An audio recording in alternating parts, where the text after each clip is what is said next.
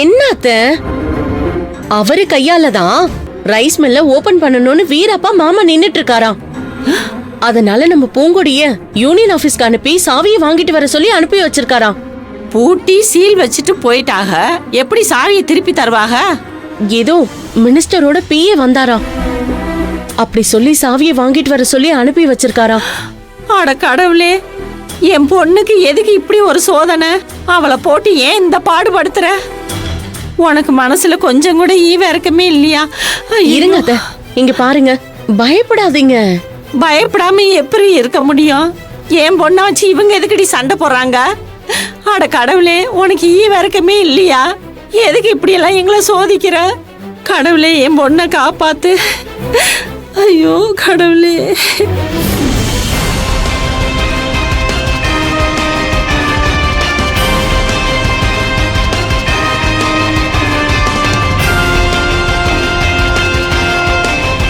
என்ன பெரியவனே, இவ வர்ற, அவன் வரமாட்டான்.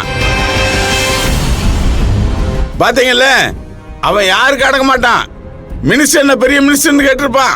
வரல இல்ல, யாரையும் மதிக்க மாட்டான். அண்ணே, மாமா வந்துட்டு இருக்காரு.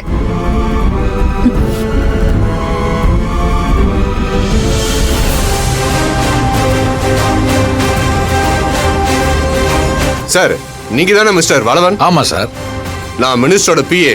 வணக்கம் சார். நான் வீடியோ கிட்ட பேசிட்டேன், அவர் திறந்து விட சொல்லிட்டாரு. ஓ, அப்படியா சார்? ஆமா. சாவி கொண்டு வந்திருக்கீங்களா? கொண்டு வந்திருக்கேன் சார். அப்போ ஓபன் பண்ணுங்க. நான் ஒரு நிமிஷம் சார், எடுத்துட்டு வந்துடுறேன்.